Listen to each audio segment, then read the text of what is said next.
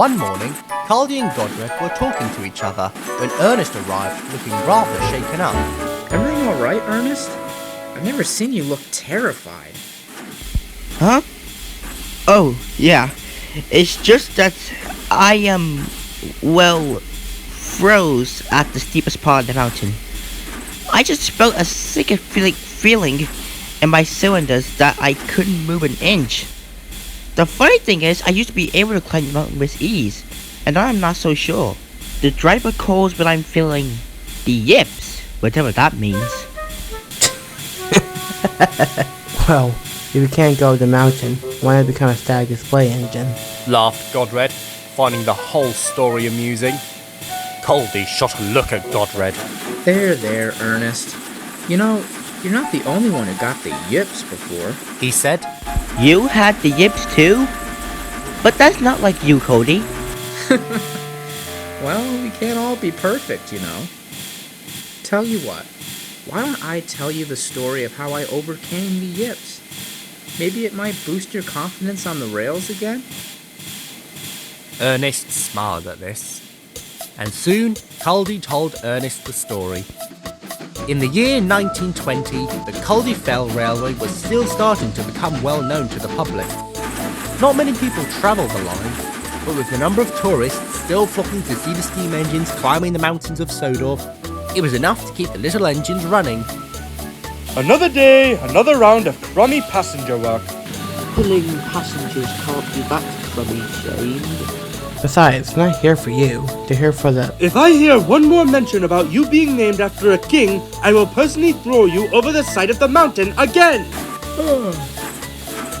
What is going on out there? Morning, Culdee. Sorry about the noises. You two know I have the maintenance train today, and if you want your tracks and rack rails in tip-top shape, might I suggest you keep your mouth shut? Before Culdee worked with Catherine, he was the line's maintenance and station pilot. The two engines wisely subsided. Later that morning, Culdee was ready to head up the mountain with the truck and a group of workmen ready to inspect the line. Right. He sighed. Off we go. And off he went. Culdee loved working on the maintenance trains. It was what he used to do back on the Snowdon Mountain Railway. Usually, Culdee and the maintenance and way team stop off at Scarlowy Road. There, the crew get a quick debrief on the task they're about to handle and make several safety plans in case anything goes wrong. Right. So there are supposedly some bent rails that needs to be replaced near Devil's Back. We'll need to replace it and fix it. Make sure you have your buddy beside you at all times. We cannot risk you falling down the mountain. Now, if you were to ever ask Culdee what went through his mind that day, he would tell you that falling over the side was what he was thinking about. It had just been 2 months since Godred's accident, and it had seriously taken a toll on the purple engine. Culdee, are you listening? I said make sure that your brakes are on. We can't lose the star of the mountain railway. Of course. As Culdee began to move, he began to feel his vision closing in. His wheels began to wobble, and his boiler pressure began to rise. Stop! Stop! Stop! I can't go any further. I just can't. His driver, fireman, and the workmen were surprised. What do you mean you can't go on? Is everything alright, old boy? Culdee looked down at his buffers. His driver thought it best to take him back to the sheds, and Wilfred took the truck up. Mr. Richard was somewhat concerned with Culdee's behaviour, and had him remain in the yards as a shunter for a little bit until he felt he was comfortable to head back up the mountain. Oh no. What good is a mountain engine that can't go over the mountain? He said to himself. I've never felt this way before, and I've been doing these climbs for many years. Well, sounds to me like you've got the yips.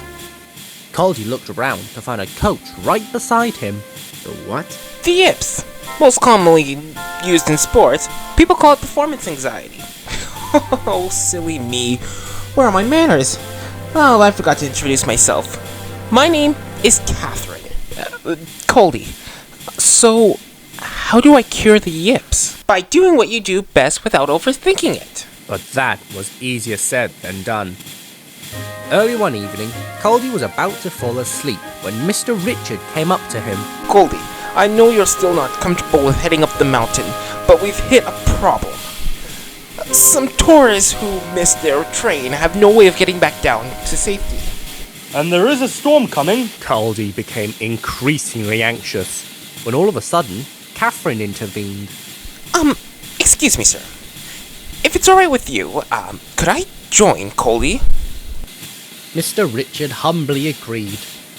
Pretty soon, Culdee and Catherine made it to the first part of the mountain. Culdee began to panic when he heard Catherine's voice. Take a deep breath, Culdee. You've got this. Culdee did what Catherine told him to do, and sure enough, he began to move forwards all the way up to the summit. The climb was easy, and pretty soon, Culdee, Catherine, and the tourists arrived at Scarlow Road safe and sound. Later that day, Mr. Richard came to see Culdee. I am extremely proud of you, Culdee. Thank you for getting the tourist home. Not a problem, but I do have to thank Catherine for her assistance, too. Culdee stopped mid-sentence. If it's all right with you, sir, could I work with Catherine from now on? Mr. Richard smiled. If Catherine's fine with the idea. That would be lovely, sir. You know, if it weren't for Catherine, my dear Ernest, I would be in the yard still, scared out of my smoke box to climb the Culdee Fell Mountain. If it weren't for Catherine telling me to breathe in and out, I might have not been cured of the yips. The moral of the story is just relax and take it easy. Well, thank you for the story, Culdee. I think I'm ready to get the mountain a try. That's the spirit. Cheered Culdee as Ernest puffed swiftly away.